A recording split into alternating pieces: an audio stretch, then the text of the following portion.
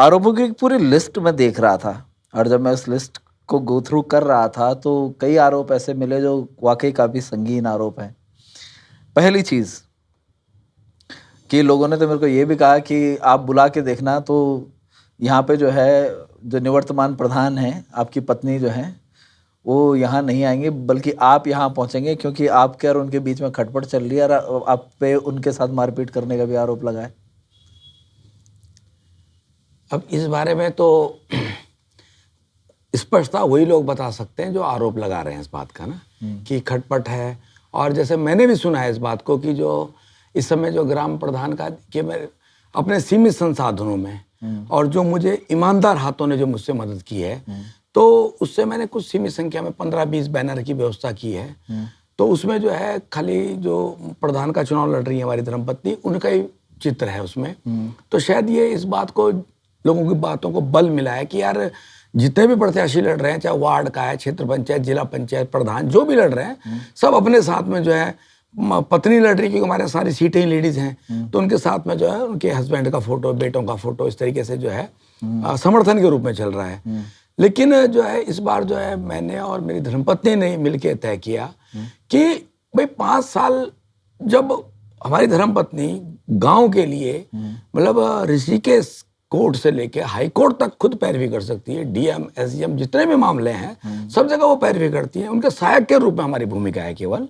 तो उन्होंने और हमने दोनों ने मिलकर डिसाइड किया कि यार जो चुनाव होगा उनके चेहरे पे लड़ा जाए, कि यार मतलब कम से कम जो गांव का पढ़ा लिखा वर्ग है, आम आदमी, वो ये देखे कि यार कि मतलब आज भी पिछला चुनाव उसमें हमारा फोटो था उनके साथ में, तो उस फोटो में ये था कि यार कि चलो वो नया चेहरा है तो एक सहायक की जरूरत पड़ेगी। लेकिन इस बार ये डिसाइड किया कि जरा मैं भी तो देखूं कि मैं यहाँ खदरी से लेकर हाईकोर्ट नैनीताल तक पहुंच गई हूँ, तो मैं कितनी सशक्त हुई हूँ, तो मेरा गांव तो देखे कि यार ये अपने चेहरे पे ये इलेक्शन लड़ सकती है कि नहीं लड़ सकती है। तो हमने सहमति व्यक्त की है कि भाई जब निवर्तमान ग्राम प्रधान ही सशक्त नहीं हो तो गाँव को कैसे सशक्त किया होगा। तो अब शांति और स्थगिता दोनों एक सिक्के के दोनों पहलू हैं, उनको कोई अलग नहीं कर सकता। बाय डिफॉल्ट अंडरस्टूड है कि वो लड़ेंगे तो हम साथ होंगे, हम लड़ेंगे तो वो साथ होंगी। लेकिन एक हमने जो है एक नई परिपाटी की है कि यार जब गांव को नेतृत्व देने की बात है तो उनके चेहरे पे इस चुनाव को लड़ा जाए। जैसे कि परिपाटी चल रही है कि वो पति पत्नी है, तो शायद इस बात को लेके जो है वो, क्योंकि लोगों की मानसिकता ये है ना कि पत्नी जो है वो बैसाखियों में चलेगी।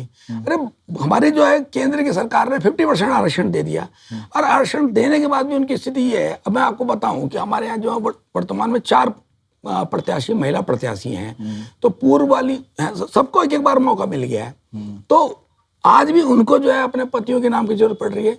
तो हमने एक नया प्रयोग ये किया कि यार अपने दम पे देखेंगे।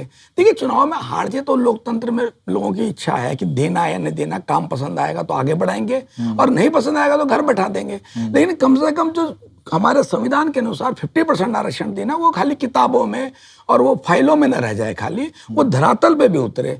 तो ये प्रयोग किया, तो शायद इस बात को लेके कुछ लोग कयास लगा रहे होंगे यार कि खटपट है। मैंने ये भी सुना कि उनकी धर्मपत्नी ने कहा कि अगर तुम अपना फोटो लगाओगे तो मैं चुनाव लड़ूंगी। तो तमाम तरह की बातें लोगों का मुंह है, उनको कहना चाहिए और कह सकते हैं, उसमें कोई बात नहीं है।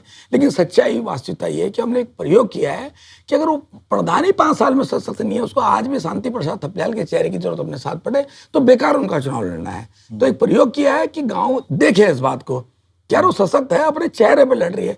अरे हम तो बाय डिफॉल्ट हैं, हम तो कहाँ जाएंगे उनसे बाहर। तो शायद इस बात से लोगों को बल मिला है कि यार कि उनकी खटपट चल रही है, इसलिए उसने फोटो नहीं लगाया। अब जितने मुंह उतनी बातें, लेकिन सच्चाई ये है।